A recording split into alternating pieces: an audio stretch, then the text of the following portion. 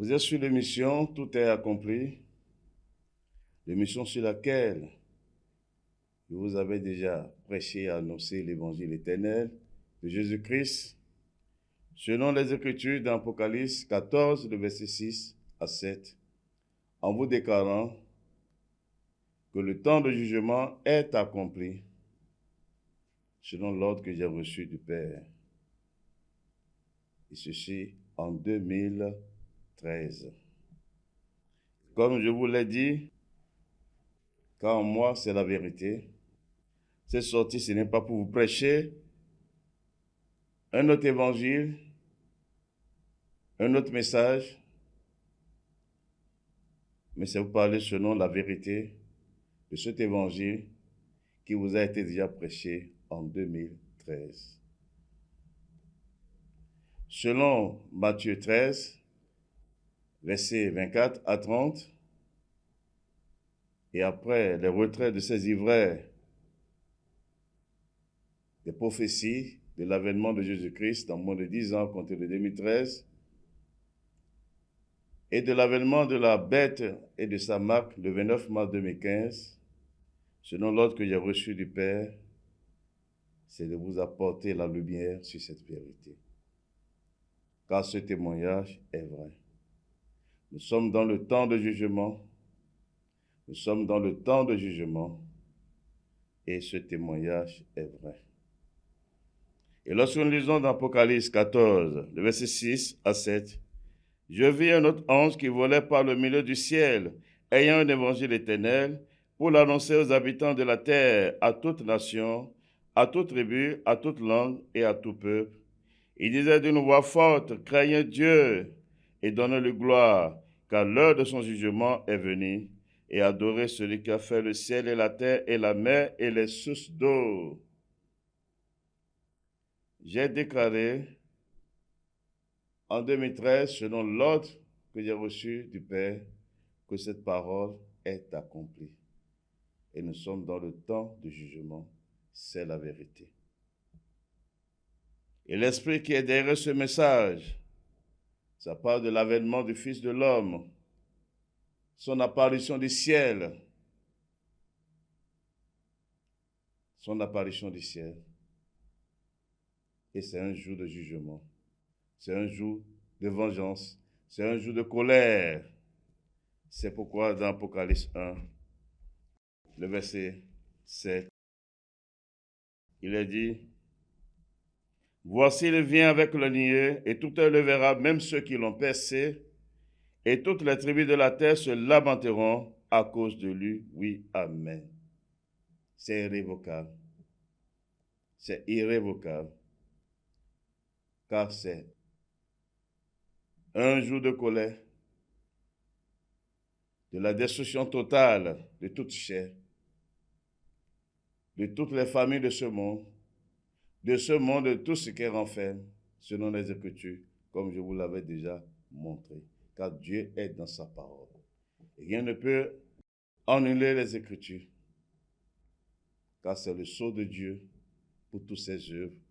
C'est pourquoi j'ai commencé par vous dire, la Bible parle de Dieu et de ses œuvres, et non de l'histoire d'un peuple, et non des coutumes d'un peuple, mais la Bible parle de Dieu et de ses œuvres.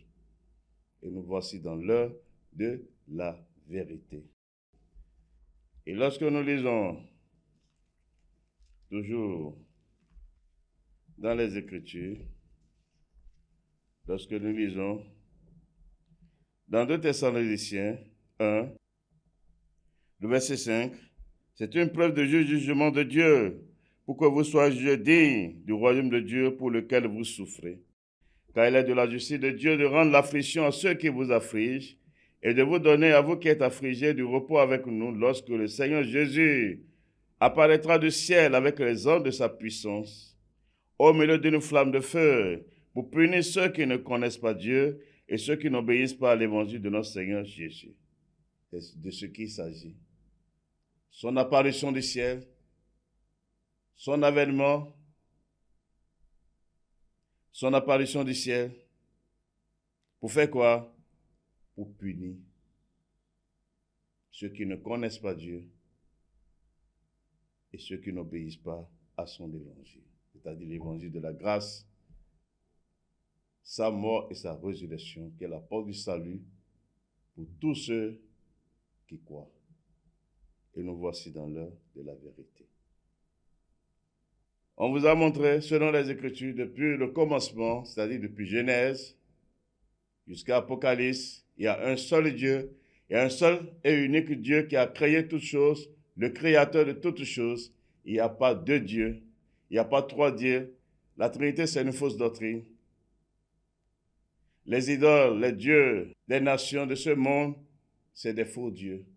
Il y a un seul Dieu, celui qui est au commencement, qui a créé toutes choses seul, sans le secours de personne, celui qui est élevé au-dessus de tous les cieux, Dieu béni éternellement, qui est Dieu avant cette création, qui est roi éternel, roi avant cette création, ce monde.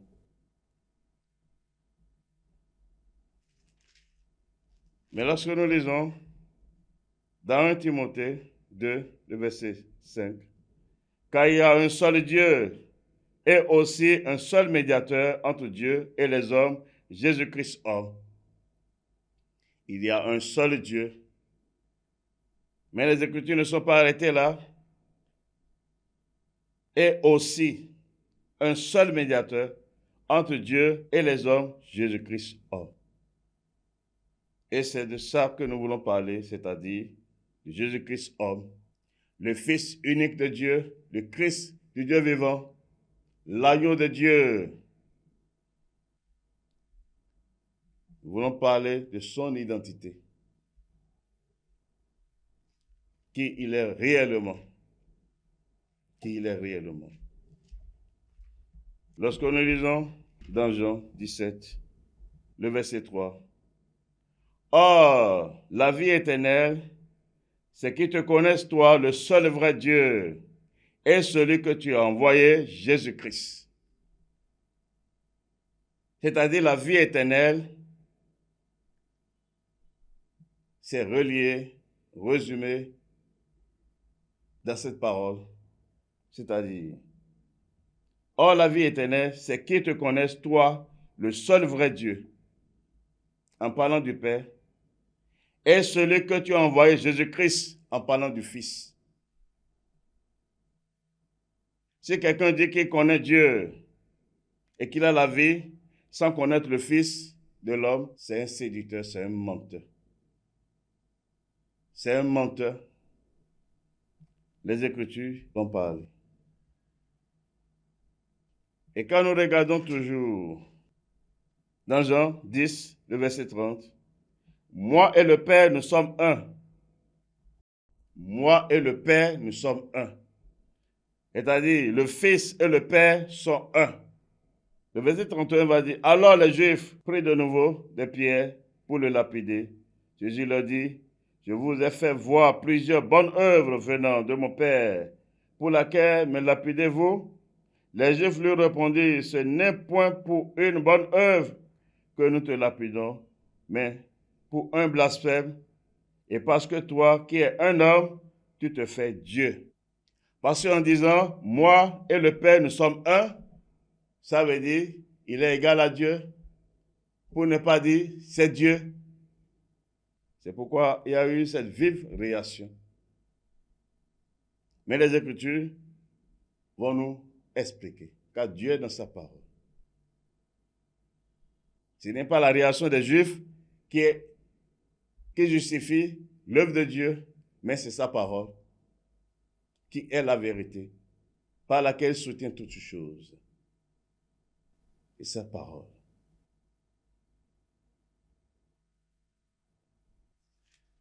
Mais quand nous regardons dans Apocalypse 22, le verset 1, il me montra un fleuve d'eau de la vie, limpide comme du cristal, qui sortait du trône de Dieu et de l'agneau. Il y a un seul trône. Mais qu'est-ce que nous remarquons ici, qui est révélé ici, lorsque nous relisons Et il me montra un fleuve d'eau de la vie, limpide comme du cristal, qui sortait du trône de Dieu et de l'agneau. Il n'est pas dit des trônes de Dieu et de l'agneau, comme s'il s'agissait de plusieurs trônes, mais c'est un seul trône. Mais c'est dit ici, trône de Dieu et de l'agneau. En parlant de l'agneau, ça parle de Jésus-Christ homme, le Fils de Dieu, le trône de Dieu et de l'agneau. Pourquoi cela? Toujours dans les Écritures, car Dieu est dans sa parole. Lorsque nous lisons dans Jean 5, le verset 22, le Père ne juge personne, mais il a remis tout jugement au Fils, afin que tous honorent le Fils comme ils honorent le Père. Celui qui n'honore pas le Fils n'honore pas le Père qui l'a envoyé. En vérité, je vous le dis, celui qui écoute ma parole et qui croit à celui qui m'a envoyé a la vie éternelle et ne vient point en jugement, mais il est passé de la mort à la vie. En vérité, je vous le dis, l'heure vient et elle est déjà venue.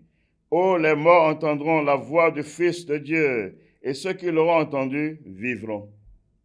Car comme le Père a la vie en lui-même, ainsi il a donné au Fils d'avoir la vie en lui-même. Et le verset 27. Et il lui a donné le pouvoir de juger parce qu'il est fils de l'homme. Il a donné le pouvoir de juger parce qu'il est fils de l'homme. C'est-à-dire, le Père ne juge personne, mais il a remis tout jugement au Fils, afin que tous honorent le Fils comme ils honorent le Père. De la même manière qu'ils voient le Père, c'est-à-dire le Dieu invisible, c'est de cette même manière qu'il doit aussi voir le Fils de l'homme. Ce monde physique, ce n'est pas le monde des esprits, c'est le monde des fils des hommes. C'est pourquoi, dans le commencement, je vous disais, quel que soit l'esprit, pour intervenir dans ce monde physique, il a besoin d'un corps. Même Dieu lui-même, avant d'intervenir dans ce monde physique, il a besoin d'un corps humain.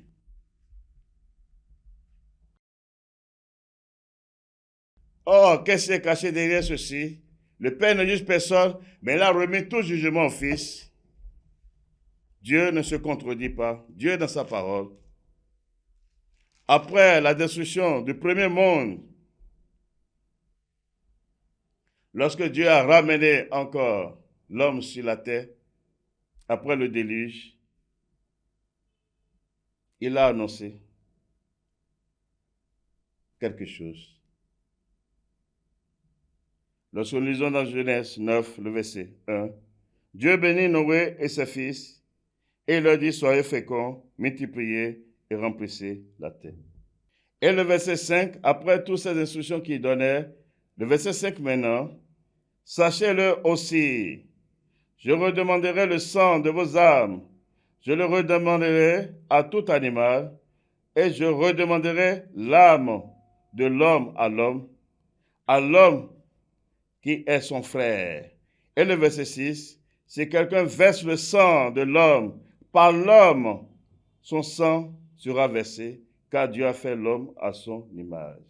Ici, Dieu indiquait déjà par quelle manière il va exercer désormais le jugement sur ce monde.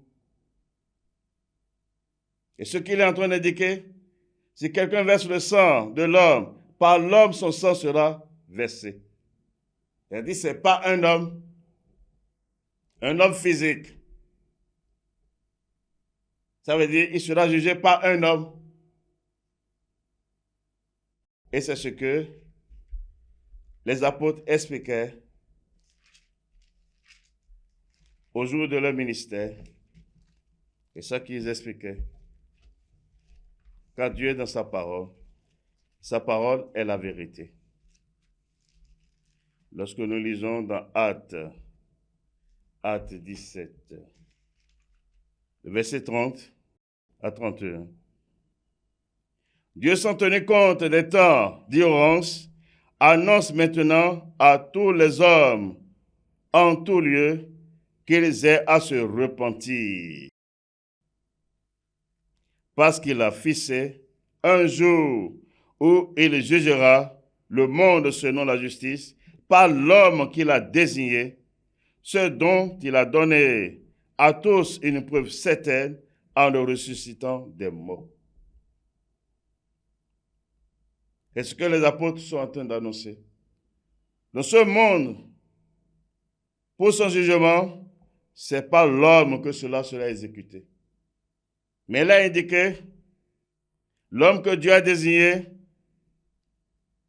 et qu'il a donné une preuve certaine, parle de celui, le Fils de l'homme, qui a fait le sacrifice, qui a livré sa vie en rançon pour plusieurs, afin que ceux qui croiront en cela puissent échapper au jugement de Dieu. Parce que ce monde physique, c'est le monde des filles des hommes. Ce n'est pas le monde des esprits. Dieu est esprit. C'est pourquoi chaque fois son intervention dans ce monde, il doit s'identifier à ce monde. Je vous donne en flash un exemple. Au jour de Adam, après sa chute, c'est Dieu qui parlait.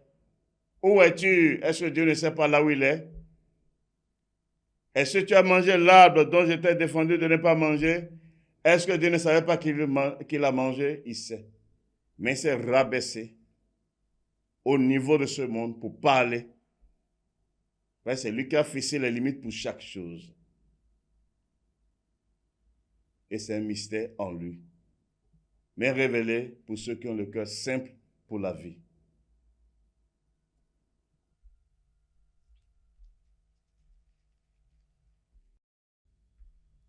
Donc, sans contredire, ce n'est pas Jésus-Christ homme. Celui par qui la porte du salut a été ouverte au prix de son sang pour toute l'humanité, afin que quiconque croit en cela ait la vie éternelle.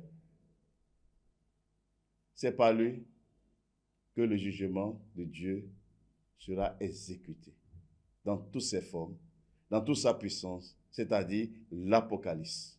C'est pourquoi c'est dit dans Apocalypse 1, le verset 1, révélation de Jésus-Christ que Dieu lui a donnée pour montrer à ses serviteurs les choses qui doivent arriver bientôt et qu'il a fait connaître par la voix de son ange à son serviteur Jean, lequel a attesté la parole de Dieu et le témoin de Jésus-Christ, tout ce qu'il a vu, c'est-à-dire les œuvres de Jésus-Christ. Car l'Apocalypse rend témoignage à une seule personne. C'est la gloire d'une seule personne. Et nous voici dans l'heure de la vérité.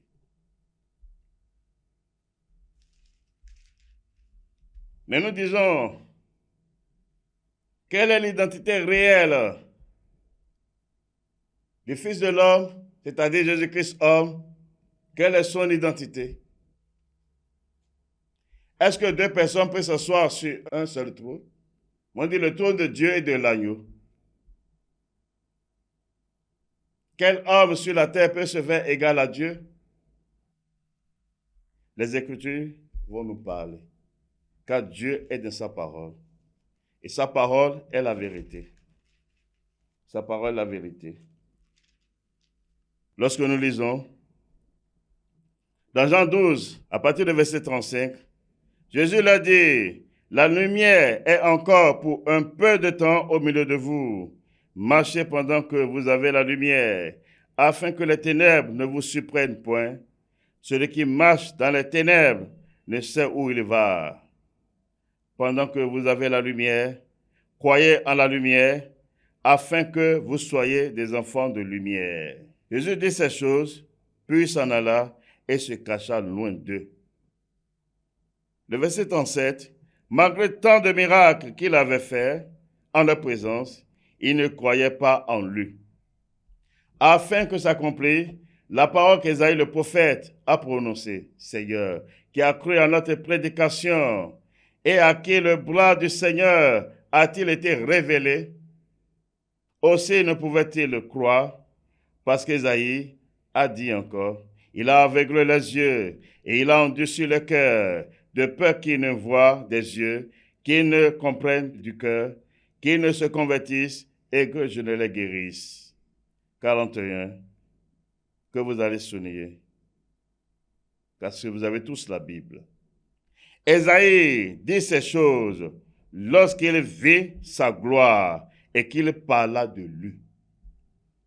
C'est-à-dire quoi? Ésaïe dit ces choses lorsqu'il vit sa gloire. Il vit la gloire de qui?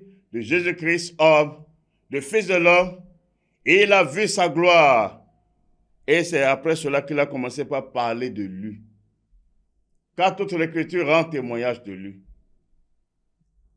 Allons dans Ésaïe alors, pour découvrir la vérité. Car Dieu est dans sa parole. Dieu est dans sa parole et sa parole est la vérité. Il est bien dit que Ésaïe a vu quoi? Sa gloire. La gloire de qui? De Jésus-Christ, homme. Qu'est-ce qu'il a vu? Et il a commencé par parler. Selon les Écritures. Ésaïe 6, le verset 1. L'année de la mort du roi Osias, je vis le Seigneur assis sur un trône très élevé, et les pans de sa robe remplissaient le temple. Des séraphins se tenaient au-dessus de lui. Ils avaient chacun 6 ailes, 2 dont ils se couvraient la face, 2 dont ils se couvraient les pieds, et 2 dont ils se servaient pour voler. Ils criaient l'un à l'autre et disaient, Saint, Saint, Saint, est l'Éternel des armées, toute la terre est pleine de sa gloire. Les portes furent ébranlées dans leur fondement par la voix qui retentissait, et la maison se remplit de fumée. Le verset 5. Alors je dis, malheur à moi, je suis perdu, car je suis un homme dont les lèvres sont impures. J'habite au milieu d'un peuple dont les lèvres sont impures, et mes yeux ont vu le roi, l'Éternel des armées. Il dit, mes yeux ont vu le roi, l'Éternel des armées.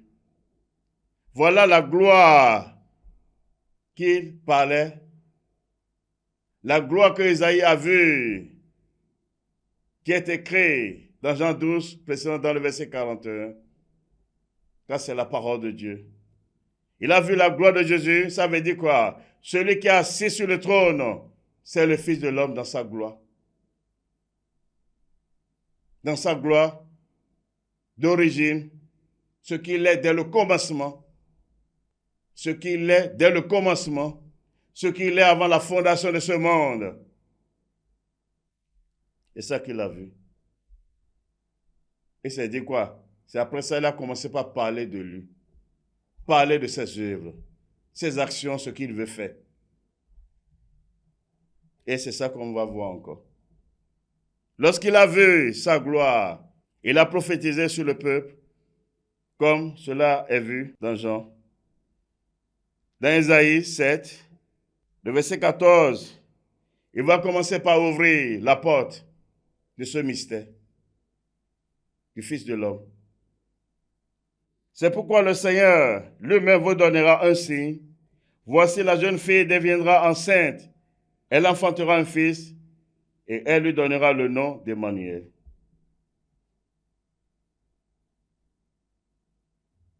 Celui qui l'a vu, il est en train de révéler, annoncer son entrée dans ce monde.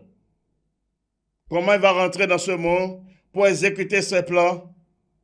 Le plan du salut qu'il a conçu à lui-même, car c'est lui qui a promis le salut. Le salut, c'est sa gloire. La bénédiction qui est au-dessus de toutes les bénédictions en Dieu.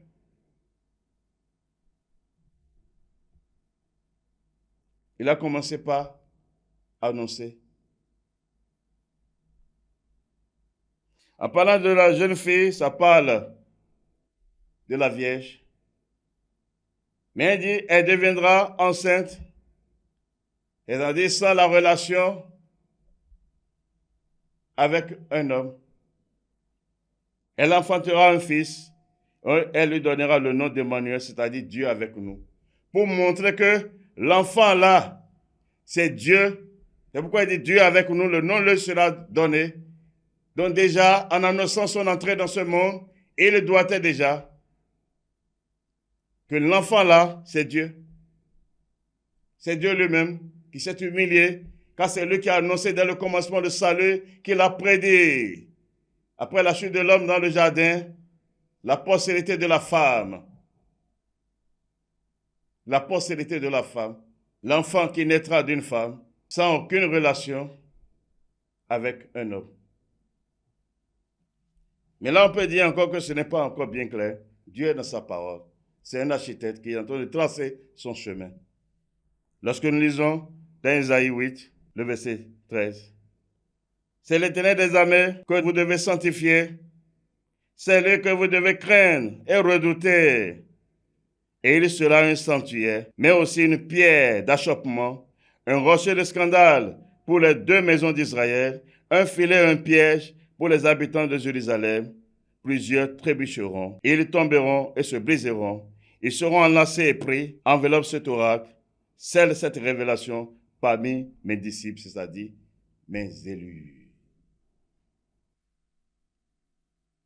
Ceux que Dieu a préparés à l'avance pour se révéler à eux, car que Dieu se révèle. C'est pourquoi on n'étudie pas Dieu, il se révèle. Il se révèle, c'est un mystère. Déjà, ce qu'il est en train de dire là-bas, il est en train de matérialiser ça encore, donner une forme à cela. Ce qu'il est en train d'annoncer dans Isaïe 7, le verset 14. En mettant en garde déjà, c'est l'Éternel des armées que vous devez sanctifier, parce qu'il n'y a pas d'eux. Mais déjà dans le verset 14, il dit, et il sera un sanctuaire. C'est une parole spirituelle. Il sera un sanctuaire, ça veut dire il sera physique. Il sera physique. C'est pourquoi il a dit, mais aussi une pierre d'achoppement, parce que ceux qui vont voir cela ne pourront pas accepter cela. Ne pourront pas croire à cela. C'est pourquoi Isaïe criait déjà, qui a cru à notre prédication, ce qui nous a été annoncé, qui a reconnu le bras du Seigneur lorsqu'il s'est élevé comme une faible plante, qu'il a reconnu que c'est lui.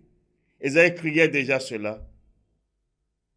Et il sera un sanctuaire, mais aussi une pierre d'achoppement, un rocher de scandale pour les deux maisons d'Israël, un filet, un piège pour les habitants de Jérusalem, parce qu'ils ne croiront pas. Ils ne croiront pas ce qu'ils sont en train de voir, non. Comme Isaïe, dès le commencement, avait déjà prophétisé sur eux, sur leur endurcissement, sur leur aveuglement, afin que le mystère de Dieu soit manifesté, car le salut, c'est pour toutes les nations. Dieu est dans son plan. Donc déjà, ce qu'il disait, il le montre. Il ne s'est pas arrêté là, parce que c'est un architecte qui est en train d'élever son plan. D'élever son plan. Lorsque nous lisons encore dans Isaïe 9, le verset 5, car un enfant nous est né, un fils nous est donné, et la domination reposera sur son épaule. On l'appellera admirable, conseiller Dieu puissant, Père éternel, prince de la paix. Il dit, car un enfant nous est né. Il s'agit de quel enfant? Ce qui a été dit dans le commencement, dans Isaïe 7, le verset 14. L'enfant que la jeune fille, c'est-à-dire la Vierge, va enfanter. C'est de lui qu'il est en train de parler. Il ne parle pas d'autres personnes. Car un enfant nous est né, un fils nous est donné. Dieu a atteint le monde, il a donné son fils unique. Celui qu'il a donné, c'est ça qu'il est en train de dire. Et la domination reposera sur son épaule. On l'appellera admirable, conseiller Dieu puissant. C'est-à-dire, l'enfant là, on l'appellera Dieu puissant. Le fils là, on va l'appeler Dieu puissant. Et c'est pas arrêté là. Père éternel. Il est Père pour toujours. C'est son esprit qui était sur Abraham. Le véritable Abraham, c'est lui-même. C'est lui-même encore, car toute l'Écriture rend témoignage à lui seul.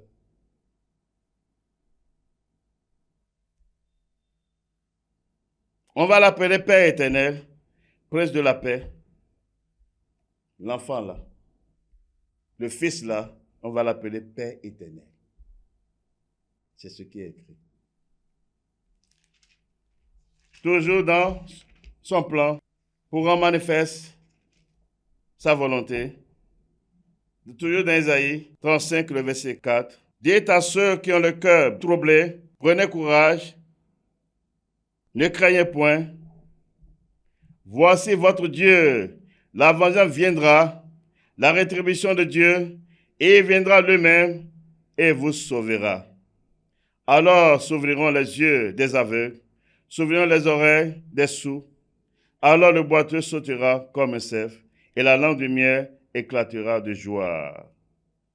Car des eaux jailliront dans le désert et des ruisseaux dans la solitude. Il est en train de parler toujours de celui qui veut venir, celui qui veut l'envoyer pour le salut, la délivrance. Il dit, viendra lui-même et vous sauvera. C'est-à-dire, c'est Dieu lui-même qui va venir, selon les Écritures. Ce n'est pas qu'il va envoyer quelqu'un d'autre. C'est pourquoi il dit, et il sera un sanctuaire. C'est Dieu lui-même qui sera un sanctuaire, qui sera physique, dans un temple humain, dans un corps humain, pas un autre. Celui que Isaïe a vu dès le commencement, c'est lui, qui est assis sur son trône dans toute sa gloire, qui rayonna de gloire, c'est lui qui s'est rabaissé, humilié, pour se rapprocher des fils des hommes. Donc c'est lui-même qui va venir, ce n'est pas un autre. Ce n'est pas un autre, c'est lui-même. Et il ne va pas s'arrêter là. Toujours dans Isaïe, parce que c'est Isaïe qui a vu cette gloire selon les Écritures et qui a commencé par parler de son plan. Lorsque nous lisons dans Isaïe 40, le verset 3, une voix crie, préparez au désert le chemin de l'Éternel, aplanissez dans les lieux arides une route pour notre Dieu. Que toute vallée soit exaucée, que toute montagne et toute colline soient abaissées, que les coteaux se changent en plaine et les défilés étroits en vallons. Le verset 5, alors la gloire de l'Éternel sera révélée, et au même instant, toute chair la verra, car la bouche de l'Éternel a parlé.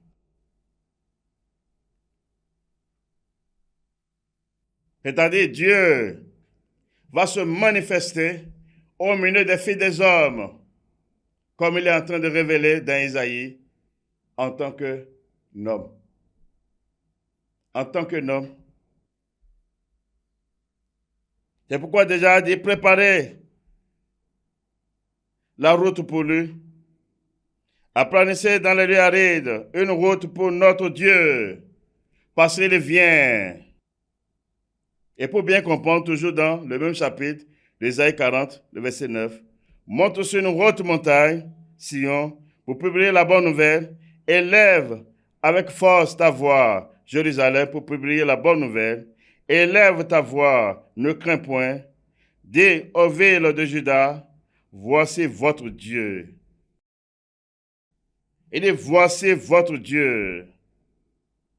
Voici le Seigneur, l'Éternel vient avec puissance, et de son bras il commande. Voici le salaire est avec lui, et les rétributions le précèdent. Comme un berger, il paîtra son troupeau, il prendra les agneaux dans ses bras, et il les portera dans son sein. Il conduira les brebis qu'il allaite. Cela parle toujours de son aspect de Fils de l'homme. C'est une bonne nouvelle sur Jérusalem pour ceux qui sont destinés à croire cela. Mais il dit, lève ta voix, ne crains point, dis aux villes de Juda, voici votre Dieu. C'est pourquoi, lorsque nous allons chercher cette voix qui devait crier, qui a déjà crié en son temps, dans Jean 1, le verset 22, il dit, alors, qui es-tu? Afin que nous donnions une réponse à ceux qui nous ont envoyés. Que dis-tu de toi-même? C'est les Juifs qui sont en train de poser ces questions à Jean-Baptiste. Moi, dit-il, je suis la voix de celui qui crie dans le désert. Aplanissez le chemin du Seigneur, comme a dit Ésaïe, le prophète. Ça veut dire ce que nous venons de lire dans Ésaïe 40. Ça parle de lui. C'est de lui qu'il s'agit. Et il ne va pas s'arrêter là. Ceux qui avaient été envoyés étaient des pharisiens. Et il lui fit encore cette question. Pourquoi donc baptises-tu si tu n'es pas le Christ? Jean leur répondit, moi je baptise d'eau. Mais au milieu de vous, il y a quelqu'un que vous ne connaissez pas, qui vient après moi. Je ne suis pas digne de délier la courroie de ses souliers. Car il savait celui qui, et là c'est un prophète, et il savait que c'est le Dieu, comme Ésaïe l'a annoncé. La preuve, il a fait référence à Ésaïe pour donner sa position dans son ministère. Car il a été mis devant pour préparer le chemin à leur Dieu. Il savait que c'est le Dieu.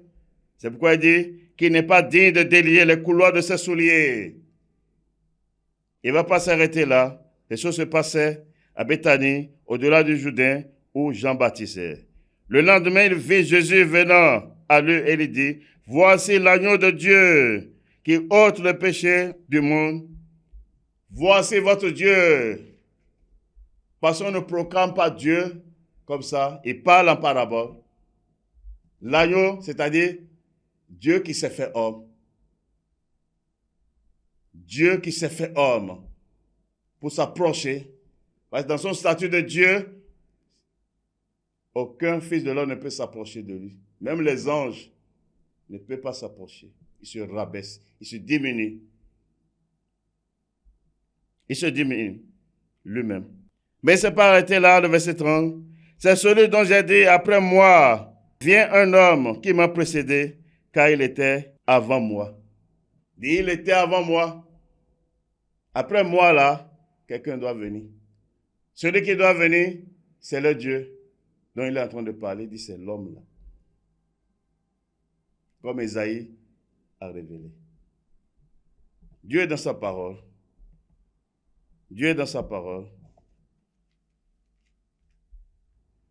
Toujours, lorsque nous retournons dans Ésaïe 43, le verset 10, il dit, vous êtes mes témoins, dit l'Éternel, vous et mon serviteur que j'ai choisi, afin que vous le sachiez, que vous me croyez et compreniez que c'est moi. Avant moi, il n'y a point été formé de Dieu, et après moi, il n'en aura point. Il est en train de le mettre en garde indirectement pour qu'on n'attribue pas cette gloire à un autre. Parce que dans Ésaïe 40, il a parlé aux vêtements, voici votre Dieu. Mais c'est de ça qu'il s'agit au jour de Jean-Baptiste lorsqu'il parlait de l'agneau. Voici l'agneau, c'est-à-dire Dieu là qui s'est fait homme. Dieu là qui s'est fait homme.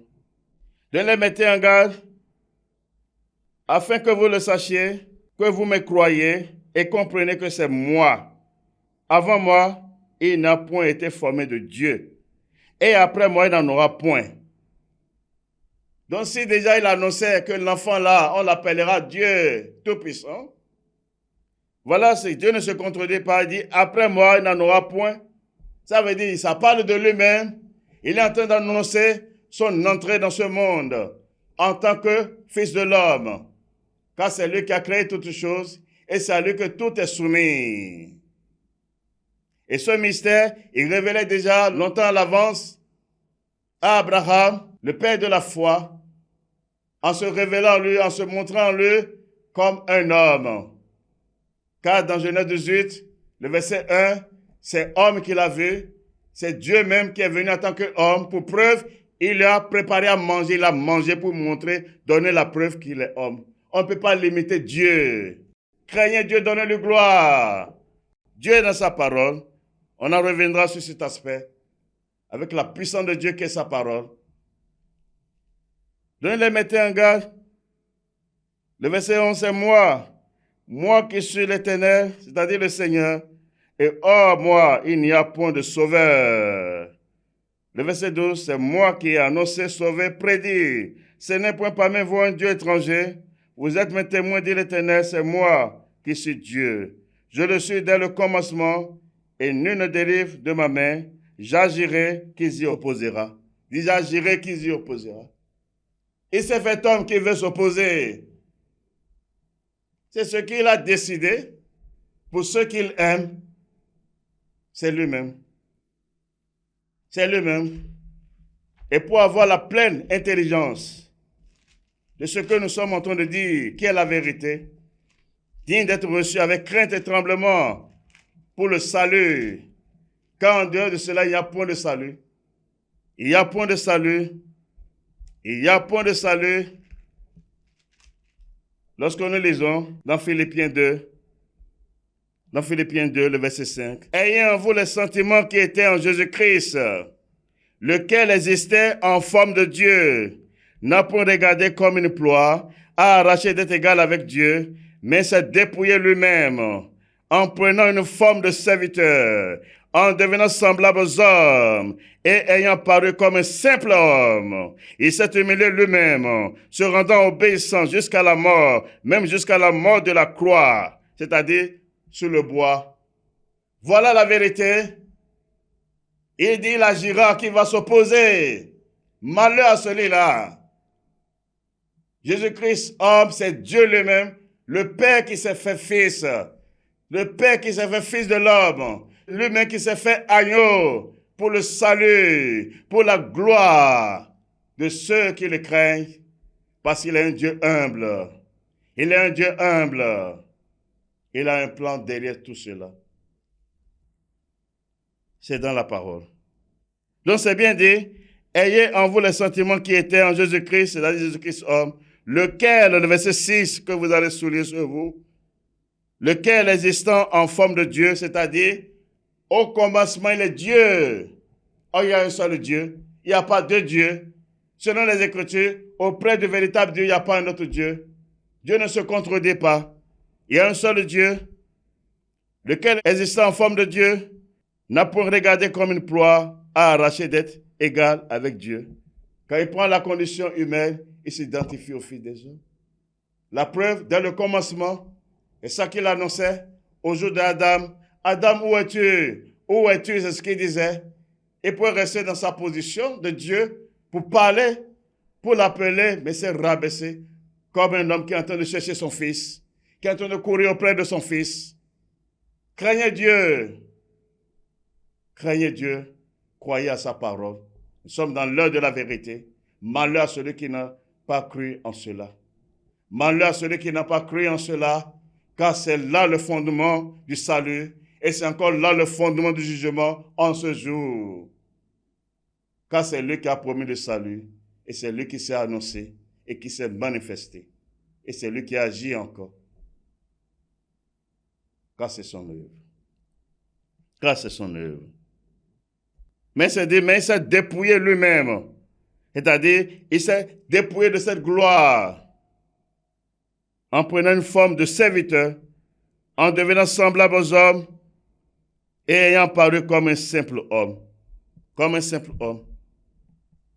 C'est pourquoi Isaïe pouvait crier qui a cru à cela.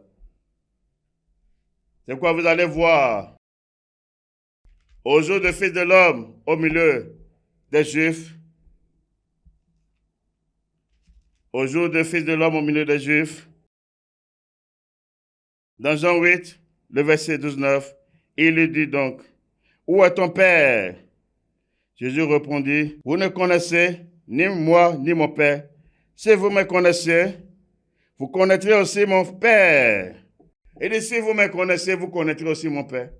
Parce qu'il n'est pas différent du Père. C'est le Père même, selon les Écritures, qui s'est annoncé ainsi. Il dit, si vous me connaissiez, vous connaîtrez aussi mon Père.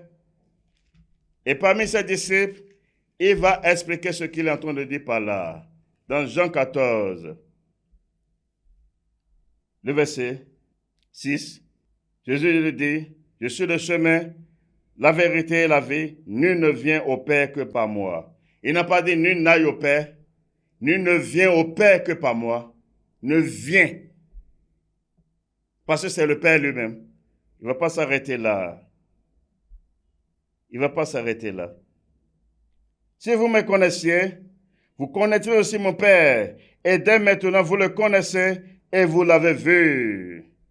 Il dit, dès maintenant, vous le connaissez, vous l'avez vu. Voilà ce qui est écrit. Philippe lui dit, Seigneur, montre-nous le Père, cela nous suffit. Jésus lui dit, il y a si longtemps que je suis avec vous et tu ne m'as pas connu, Philippe. Celui qui m'a vu a vu le Père. Comment dis-tu, montre-nous le Père? Voilà la vérité. Celui qui m'a vu a vu le Père. C'est le mystère de Dieu, mais révélé pour ses disciples. C'est pourquoi quand il est parmi ses disciples, il a ouvert l'intelligence. Mais quand il était au milieu de la foule, il parlait simplement. Il parlait simplement. Parce que c'est ça la volonté de Dieu. Il dit, seule cette révélation parmi mes disciples, lorsqu'Isaïe annonçait au commencement ce mystère en lui, son apparition sur Jérusalem en tant que fils de l'homme. Voilà. Voilà la vérité. Voilà la vérité. Et pas dessus tout. Et pas dessus tout. Et pas dessus tout. Lorsque nous lisons dans 1 Jean, dans 1 Jean 5, le verset 20 à 21. Nous savons aussi que le Fils de Dieu est venu et qu'il nous a donné l'intelligence pour connaître le véritable. Et nous sommes dans le véritable en son Fils Jésus-Christ. C'est lui qui est le Dieu véritable et la vie éternelle. Petits enfants, gardez-vous des idoles. Qui est le Dieu véritable? C'est Jésus-Christ homme. La vie éternelle, c'est lui. Il dit, nous savons aussi que le Fils de Dieu est venu. C'est le fondement. Et qui nous a donné quoi? L'intelligence pour connaître le véritable. Parce que nul ne peut connaître le Père si le Fils ne lui a pas accordé. Ne se révèle parce que c'est le Père lui-même. Il doit se révéler à lui. C'est pourquoi il a dit, il nous a donné l'intelligence pour connaître le véritable. Et nous sommes dans le véritable en son Fils Jésus-Christ. C'est lui qui est le Dieu véritable et la vie éternelle. Et les petits enfants, gardez-vous des idoles. C'est-à-dire, en voyant un autre Dieu, hors de lui, c'est l'idolâtrie. C'est l'idolâtrie. C'est l'idolâtrie. Et c'est fait du diable. À commencer par Babylone, le mère, qui a envoûté la terre par la Trinité, qui est une fausse doctrine, un Dieu imaginaire qui n'existe point. Lorsque nous lisons dans Matthieu 28,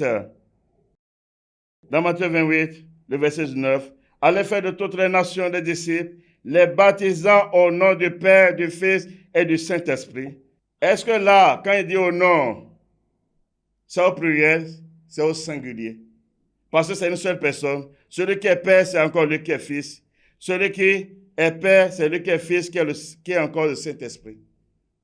Ce n'est pas des personnes différentes qui se sont réunies pour former une entité. Non, c'est une seule personne. C'est pourquoi vous parcourez toutes les Écritures, vous ne verrez jamais Dieu le Fils, mais vous allez voir Dieu le Père. Vous parcourez les Écritures, vous ne verrez jamais Dieu le Saint-Esprit, mais vous allez voir l'Esprit de Dieu, l'Esprit Saint, l'Esprit de Christ, l'Esprit du Seigneur. Et ce que vous allez voir dans les Écritures. Vous ne verrez jamais Dieu le Saint-Esprit. C'est des démons, des diables qui parlent, des blasphèmes qui parlent ainsi. Dieu le Saint-Esprit. Des séducteurs, antéchrist. Craignez Dieu, donnez-lui gloire. On va y revenir là. On va y revenir là. Voilà l'identité réelle du Fils de l'homme, le Fils unique de Dieu, le Christ de Dieu vivant, Jésus-Christ homme. C'est Dieu lui-même, le Père, qui s'est fait fils, qui s'est fait homme, selon les Écritures. Selon les Écritures. Car c'est les Écritures-là qui vous jugent. Car c'est l'épée de Dieu. C'est les Écritures-là qui vous jugent. En dehors de la Bible, il n'y a point d'autre vérité qui parle de véritable Dieu, qui parle de ses œuvres, qui sont saintes, et personne ne peut s'y opposer. Il dit, il agira, qui va s'opposer parce qu'il est Dieu. Et plus fort encore, nous sommes dans son jour. Et ça a déjà commencé. Craignez Dieu et donnez-lui gloire. Craignez Dieu et donnez-lui gloire. Voici l'identité réelle du Fils de l'homme, Jésus-Christ homme. Le Fils unique de Dieu, c'est Dieu lui-même. Celui qui est au commencement Dieu, c'est encore lui. Ce n'est point un autre. Ce n'est point un autre. Que celui qui a d'oreilles pour écouter, écoute. Que celui à qui il a été donné de comprendre, comprenne. Nous sommes venus à la fin de cette émission.